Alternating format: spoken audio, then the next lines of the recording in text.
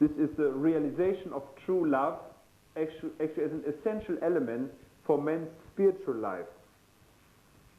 But actually this was not unification, that was more from divine principle, but supporting somehow the point of unification thought.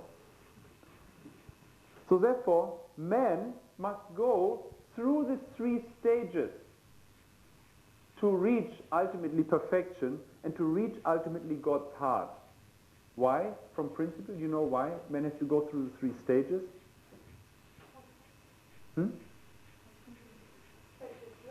To perfect his love, that's right. What is this realm called? Exactly, this realm is the indirect dominion, whereas this realm is the realm of the direct dominion. Yeah? Where God and perfect man really can have an immediate relationship centered on love with each other, whereas this indirect dominion is dominated through the principle. Yeah? So therefore man, in order that man's desire for love can be fulfilled, man must go through the three stages of growth before he can experience God's direct dominion of love in perfection. So therefore it is absolutely necessary. But fallen man many times does not know. First of all, he does not know the direction which his heart and his desire for love should take. So many times man goes a complete different directions. That actually in his desire to experience love, rather than coming closer to God, he comes further away from God. You remember this example which I showed as man, for instance, engages only into activity of physical love. Rather than coming closer to God, actually he comes much more further away from God's love. But his desire for love remains. So actually, therefore, you can say sexuality and violence are very close together. You know, the places where much sexuality is happening, when there's also much violence is happening too. Because people are completely disappointed. You know, because their desire for love cannot be repressed, as Dr. Lee says, this desire for love, which originates from man's heart, and which ultimately originates in turn from God's heart, this desire for love never can be repressed. Even men go the wrong direction, and he has some wrong and bad results, but the desire still remains. And every person ultimately will return and reach perfection due to the fact that he has a heart. So therefore man has in that sense a destiny for perfection. A destiny for perfection. So this is the aspect of man as a being with heart. Yeah, this heart has a desire to experience joy through love, which has to be developed in a true family, so that man can develop his capacity to respond to God's true love. Is there any question to this, or is that clear? Clear? So then the next one, that man is a being with logos.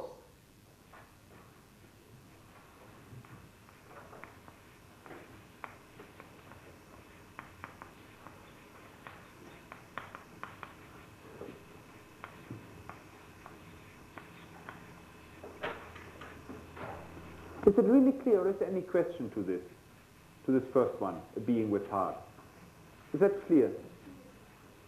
No question? Okay, good.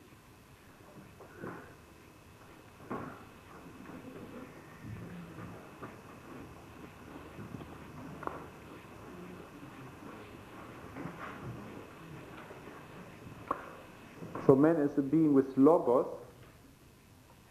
So man was, as all other parts of the creation, man was created through the logos, and the logos is a combination of what? Exactly. Logos is a combination of reason and law.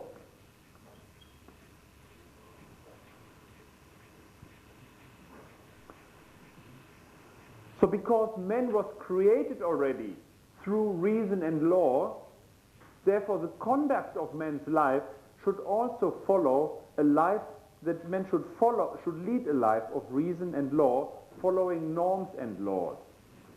Do you understand? Because he was the origin was reason and law. So actually the life which man leads Yeah? This relates to the creation of man. Therefore, the life he should lead should also follow reason and law. That means there are certain norms of conduct, norms of behavior. How does he say? Norms and laws for man which he must follow. So this is a statement against anarchy, so to speak. A statement against anarchy. That actually it is natural for men to conform to laws. The problem is not the laws themselves. The problem is the content of the laws. Yeah? Because many times young people are very strongly against laws. Dr. Lee says it's very natural, almost like a reaction, to be against laws completely. But what is the purpose of laws, or what is the purpose of principles? Huh? Yes, to guide men, you know. The principle is considered like a railroad track, you know, level 4. You know, like, principle is considered like a railroad track on which man can reach to his destiny. Yeah? So the principle actually should help a man to develop his freedom. Actually, the laws and principles are not to limit man's freedom, but just that it really should help him that man completely can unfold and develop his freedom completely. So actually, true freedom can only be found within the principle. You heard this already before from the... Yeah? True freedom, norms. True freedom can only be found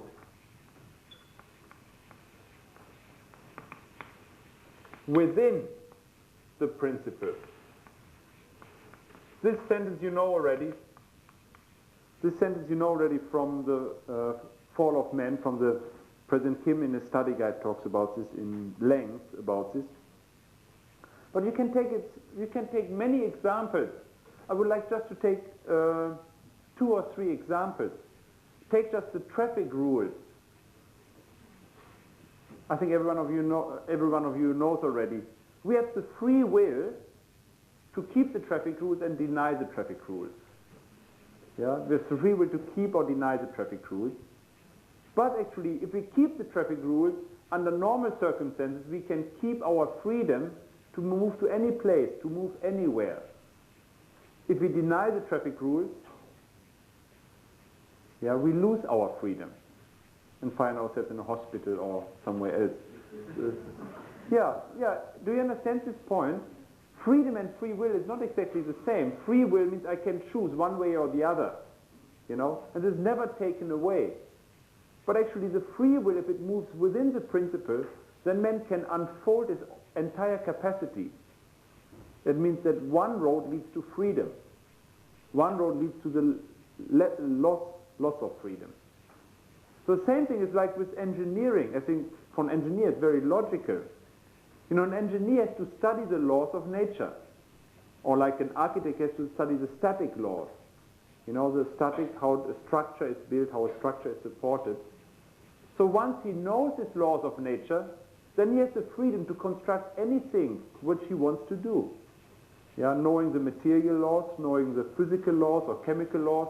So he can construct anything, any kind of structure, support, whatever he wants to make.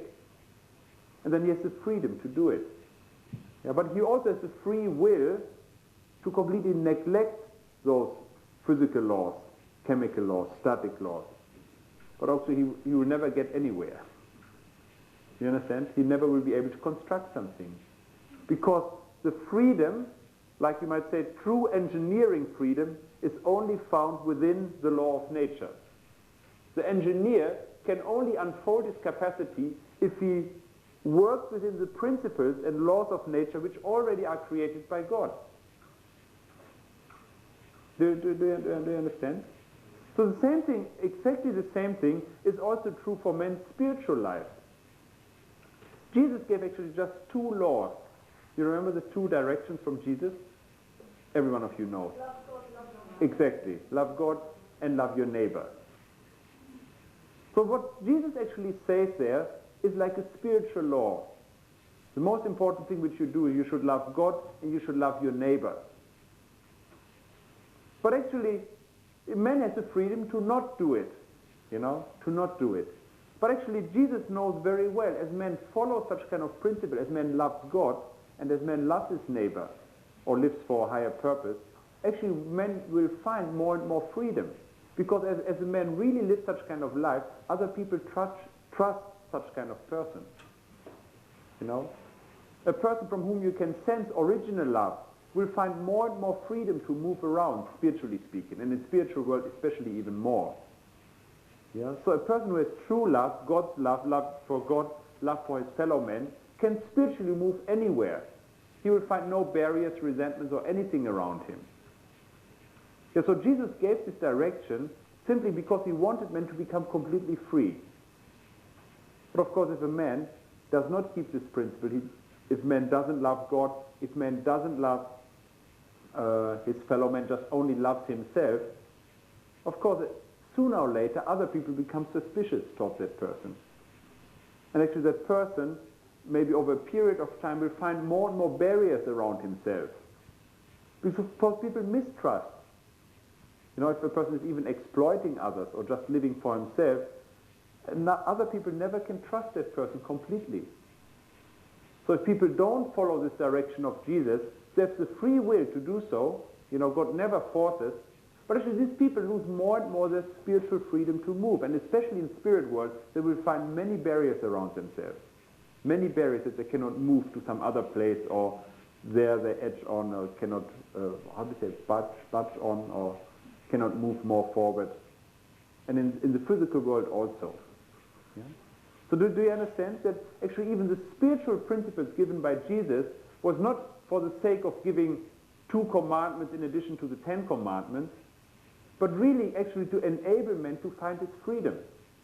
So actually also, true freedom can be found only within the principles. Therefore, man in his life should follow certain laws and norms, and that actually through these norms, that man will become the incarnation of the Logos, that actually true love can be realized. You understand? That man should become the incarnation of the Logos,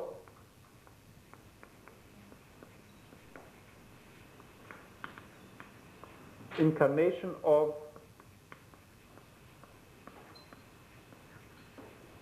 the Logos, that through this then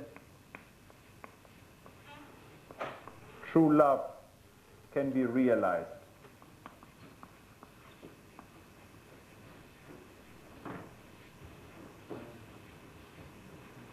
So the problem, the laws of family ethics,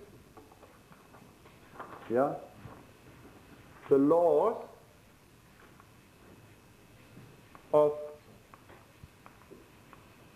the family ethics,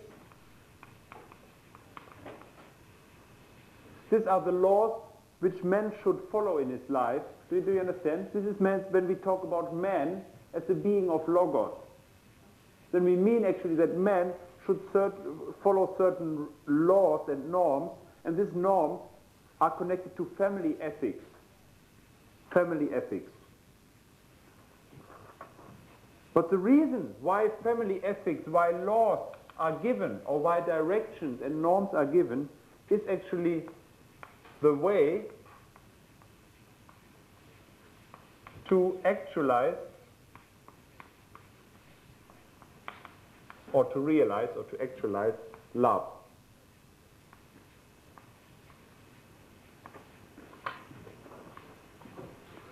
Do you understand this statement?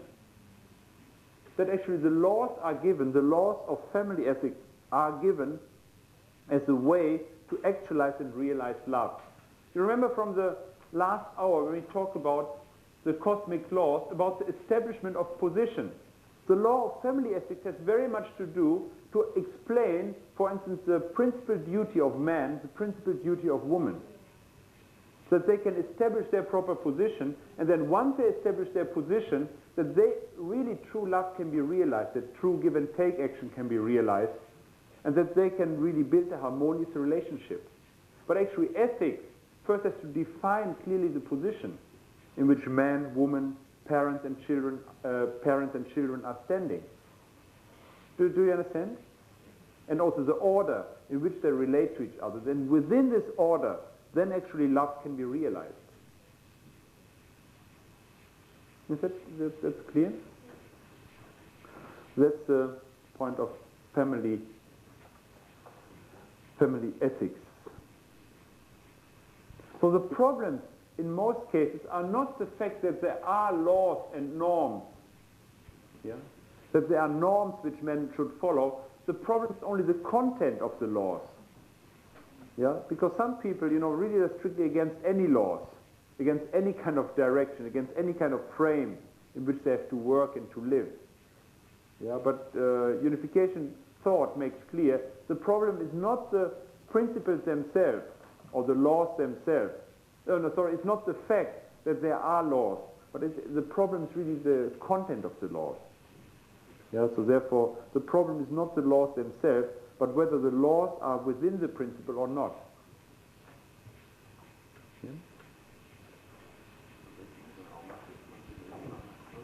Must be what?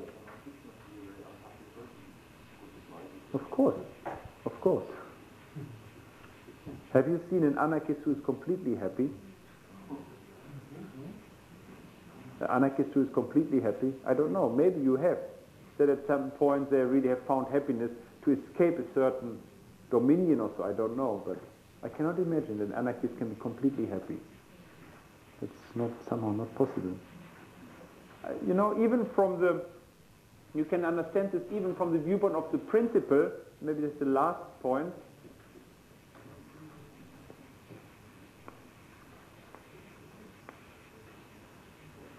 We know actually that during the indirect dominion, the force of the principle is working. You remember this from Hamish's lecture? The force of the principle is working, symbolized through laws. But actually, the force of the principle has the purpose that man, when he has reached perfection, is connected to God through the force of love. So that ultimately man should be connected to God not through the direction of laws, but actually through the force of love. So no one likes to be dominated by laws ultimately. It's for every man uncomfortable to just be dominated by law, because the force of love is stronger than the force of principle. So therefore men rebelled, especially maybe in Germany, but maybe in all European countries, when people just had laws for the sake of laws themselves, principle for the sake of the principle, because we have always had it that way, so therefore let's keep it that way, So it's very natural rebellion against that. The people really rebel against it and say, because we had these principles always. But unification thought makes clear that actually the principle, force of principle, has the purpose to manifest and develop the force of love. Therefore the principle relates to the family ethics also. The family ethics, the position and responsibility of each position in the family, the position of father, mother, brother, sister, children and so on, grandparents, grandchildren. So this relates actually to force of the principle. And this ultimately has the purpose to realize and manifest the force of love, which ultimately should bind man and God and also human beings among each other together. Yes? Is that clear? So therefore principles, it is very easy to accept directions if you find the motive of love behind it. Just principle to keep order sometimes almost rebels against it, some rebellion, because just principle to keep order. But if you can feel behind some directions or between some orders or directions, if you can feel the motive of love behind, even the direction is very stern. Father sometimes speaks very strictly. He scolds the national leader sometimes very strongly if you heard some speeches or some tapes or some testimonies from national leaders. He scolds them very strongly, but no problem for the national leaders, because they can feel really the motive of love behind Father doing it. Yeah? So any kind of direction, if you can feel the motive of love behind it, it's easy to accept. But if you just see the principle itself, just the direction, sometimes very difficult really to accept. Yeah? So also the same, many people cannot understand certain ethics or certain morality because they cannot see the further leading purpose behind it. But unification thought says we need ethics, we need a certain position in the family, certain established position, in order that true love can be realized. Otherwise it's impossible to realize true love. So therefore ethics and responsibility of husband, wife, brothers, sisters, parents, children, or the definition of this responsibility is not a purpose in itself, but actually means to an end. And thereby actually more easy to accept. Okay, I see already we have 7 o'clock. So maybe then tomorrow we'll continue to talk about the man, and maybe at this point we can conclude with character. Yeah, I'll just repeat it, you don't need to write this down because just repetition. And we talked about the first 2 aspects, man as a being with heart, man as a being with logos. So then the next part, man as a being with heart, logos. What is then the next aspect? Individuality was here, right? Creativity.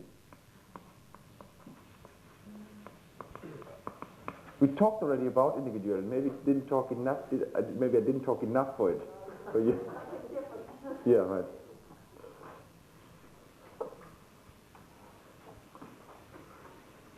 So actually, the creativity. When we speak about God's creativity for man, and actually God's creativity, is it given to man already in a full content or to the full extension?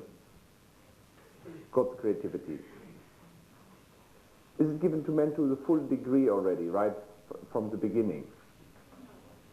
No, why not? You have to learn and to grow, right? So actually God's creativity, we can say it's a beginning point. To every man, God's creativity is given as a potentiality.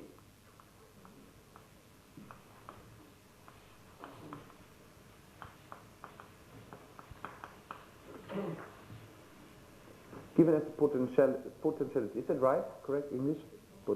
Potentiality. So therefore, every man has the potential of God's creativity within him, but actually the fact that every man is creating does not yet mean that he disposes God's creativity. That means a man has a potential that he can express God's creativity, but actually that does not necessarily mean that every creativity of man already is representing God's creativity. So what is the element or the requirement for creativity of man to be regarded as God's creativity? Must fulfill the personal responsibility, that's right. And what is then the result? As he fulfills his personal responsibility? A good result, that's right. Huh? Reach perfection stage, and what happens then when he reaches the perfection stage? What should develop? Beauty and harmony in man's heart, right? Of course, then when his heart is developed, then he can express beauty and harmony, right? So therefore, this God's creativity must be based on heart.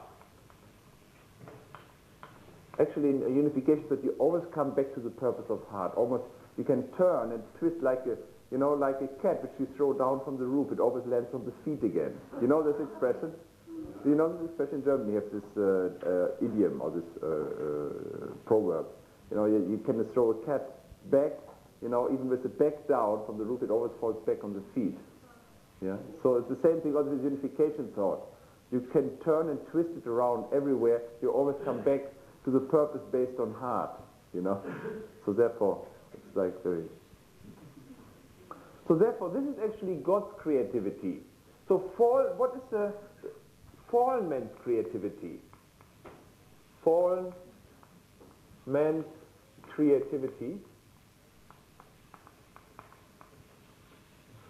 What is that, how is that characterized?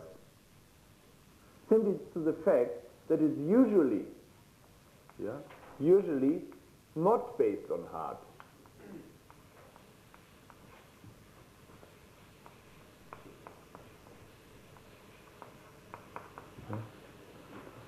Dr. Lee says very carefully, usually, because of course he knows that sometimes some aspects of original nature are shining through some scientists or, you know, some artists or so. So therefore he said usually, but not definitely. Yeah.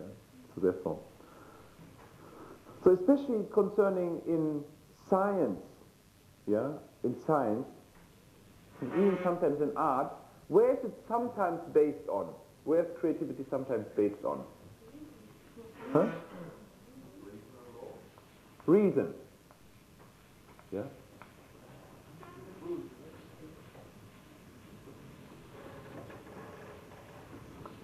And what's the result if science is just based on reason? If science, for instance, is based on reason, or if creativity is only based on reason. You remember, from reason is that part of man representing the intellect and for representing the law. We can say reason, for instance, reason, intellect. Yeah. You remember, it's a perfection state of intellect. But in man's mind, which position should it take, the reason? Which position should reason and intellect take? Object position. Because the purpose of heart is determined by the emotion, by the emotional impulse of man, emotional impulse to experience joy through love. Right? So therefore the emotional impulse, and the heart is more in the subject position. Yeah? Or we can say actually the heart. You remember the relationship between heart and emotions? Do you remember what was the relationship? Heart, emotions. Cause and effect, we said. You know, when we talk about the original image, heart is like the cause and emotions is resulting. For instance, if the desire of the heart is fulfilled, man has joyful emotions. If the desire of the heart is unfulfilled, man has sad emotions. You remember? So that actual element is in the subject position. And that in the object position. So therefore the principles and laws, you know, the principles of creation or the laws of creation should serve the purpose. The purpose is determined by the heart. So the reason actually should support the purpose of heart.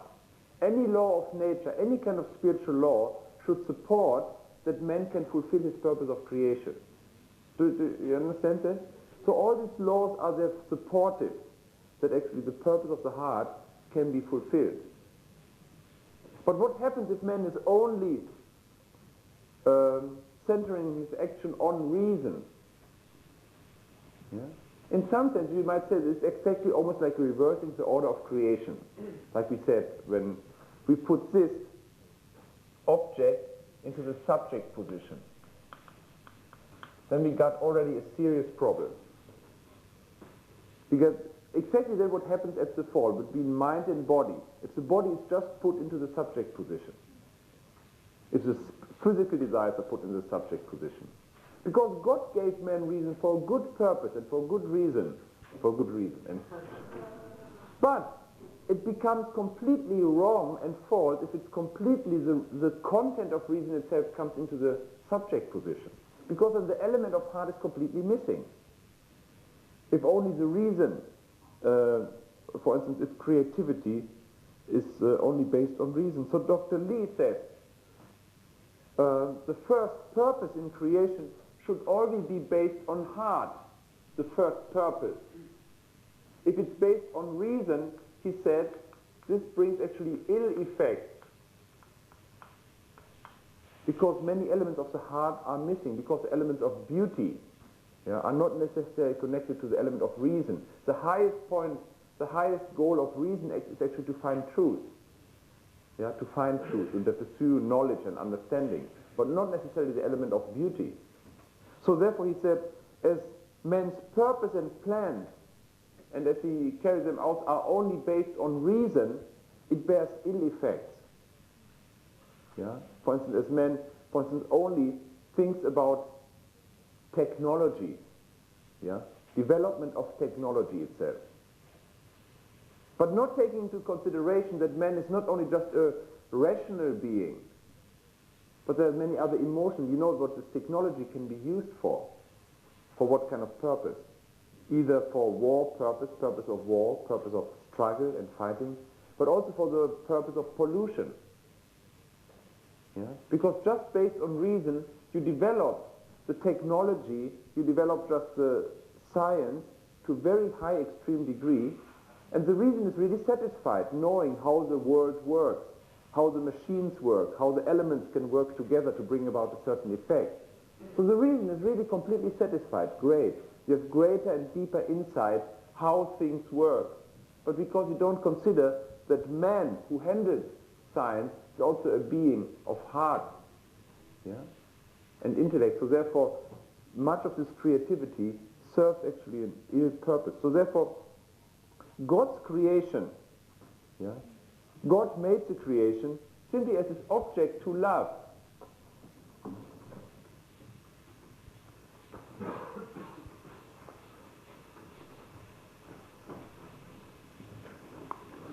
The creation, which is made by God, the object to love.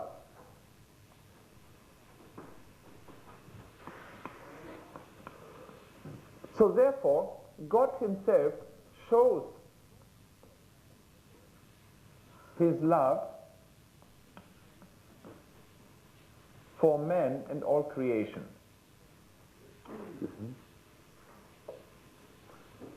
For all mankind,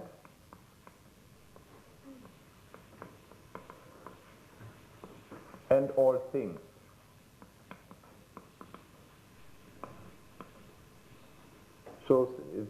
God shows his love for all mankind and all things.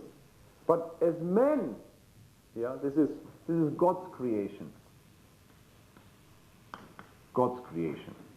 But on the other side, if man is creating, now I speak about fallen man's creation. I must make this clear. Fallen man's creation is not based on heart, has many self-centered reasons.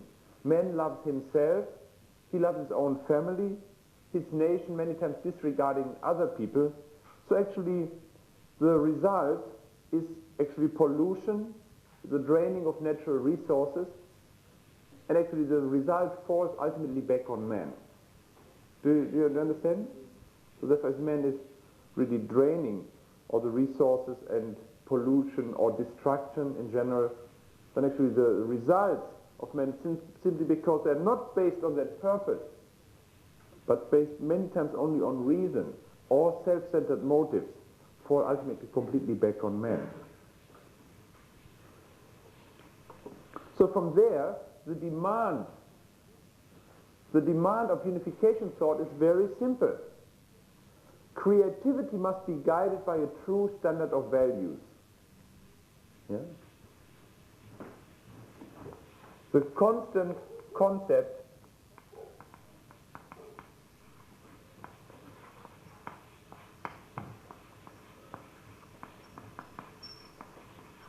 must be guided by a true standard of values. And this is a constant topic. You might say really the constant topic of the ICUS conferences. Constantly. It's always varied, but almost always the same. So as creativity must be guided by a standard of values, who is the one who makes creativity? God and man, right? Yeah, so does God have a true standard of value? Obvious, right, absolute, right. And man, it is one that actually, the one who should be guided by a true standard of values should be man, because man is a created being and has to grow. So now, unification thought makes a statement about the scientist, the demand for a scientist, that a scientist, and actually I can say the same thing, of course, also for the artist, because I mentioned it already almost in the introduction, but the scientist is primarily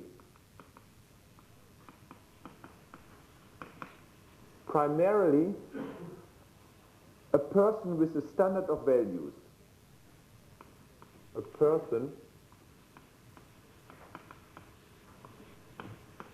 with a standard of values.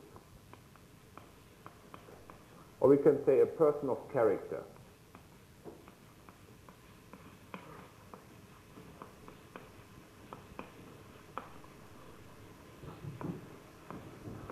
And secondarily,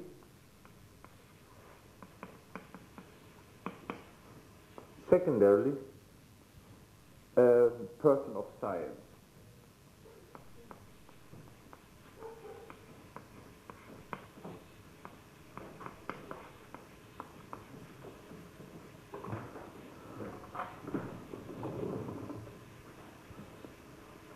And I think that makes sense.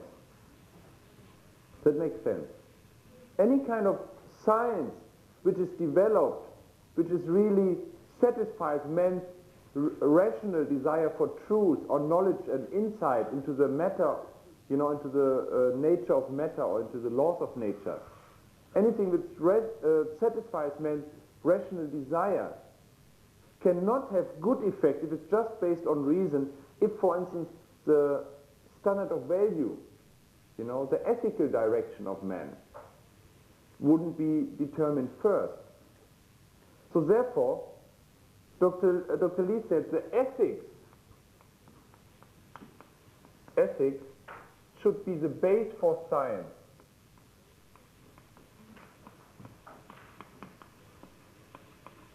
And actually the same thing I can just make as a footnote, the same thing is true for art also. For art exactly the same. The artist also should be basically an ethical person, and the artist is primarily also a man of character, of values, and secondarily a person who expresses his art. The same thing which is true for the scientist. So ethics should be the base for natural science, or for science in general. And I think it's also very good even to explain, even during a workshop of the divine principle, and we explain about the third blessing, the relationship between man and creation, because you can talk about progress. The progress of how the creation is developed, you can call the external progress. The external progress. But actually the progress of man is the internal progress of man relating to creation. So therefore, the more important progress and development is, of course, the progress of man, and not the progress of creation. Understand, when you see this four-position foundation with man and creation, like man in the subject position, creation in the object position, then it's so that the more important development is really the development of man. He is the subject. So actually there must be first the progress of man, and then there can be the advancement in the use of nature. So the motivation of a scientist, the motivation of a scientist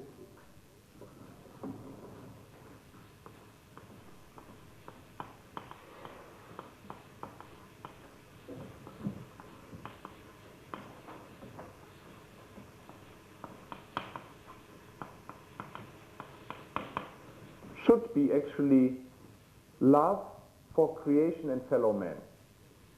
Very obvious, because it's the center of heart. Love for creation and fellow man. And of course, ultimately also love for God. Yeah? So therefore, a scientist, whatever he should do out of that kind of motivation. That is important element of understanding unification view of creativity. The motivation of a scientist should always be love of creation, love for fellow men, not just individual ambition to be the best scientist. Yeah? Not just a monetary purpose. Yeah, that he earns money or that he gains money through making a certain invention. Yeah, or whatever, like for purpose of war or anything. So this fundamental motive should be love, actually.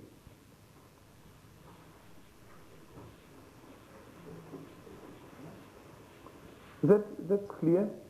So this is actually the chapter of man as a being with creativity. So we talk now about man as a being with divine image, as a being with divine character.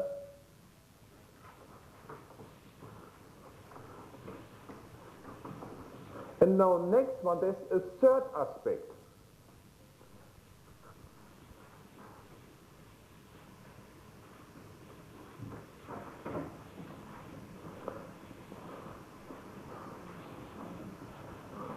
That is man as a being with position.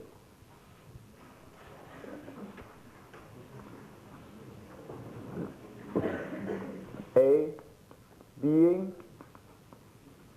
with position.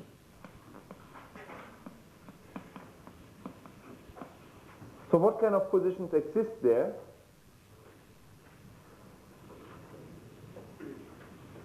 What position? Subject position and object position and yeah, but with what purpose? That's right, but with what purpose? You said all thoughts, huh? Exactly, but he's one. If by taking this different position, he has one special purpose, not just being all over the place. What? Which purpose? Of the subject position, object position, and? Huh? No, something else. That's right, it's object position. Mediator position. You know, connecting, for instance, like the elements of spirit and physical, of God and creation. You know, so mediator, of course, for this he has to be sometimes more connected with the spiritual side, more with the physical side, but the purpose is to mediate. Not just to be all over, you know, not to be all over the place, but really to mediate and to connect. So therefore, this is man as a being with position. Now, what is the man? Of course, has therefore, as we talk about it, also position consciousness. Position consciousness. That I will talk about this in a minute. What is more important for man? Which position consciousness? Exactly, yeah. Object position. Yeah. The object consciousness is actually for man more important than the subject consciousness. Because man was created, his purpose of creation, he was created as an object to God. Does it make sense? So this was the very motive why God created man. So to fulfill his purpose of creation, he must first of all develop his object consciousness.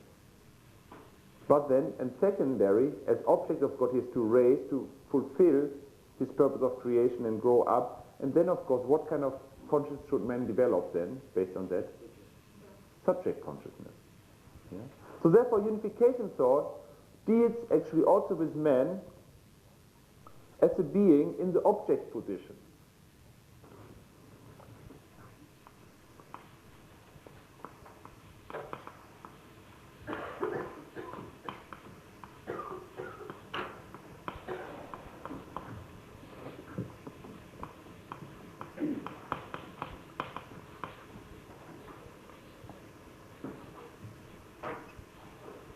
A being in the object position, because man was created as a substantial object of God.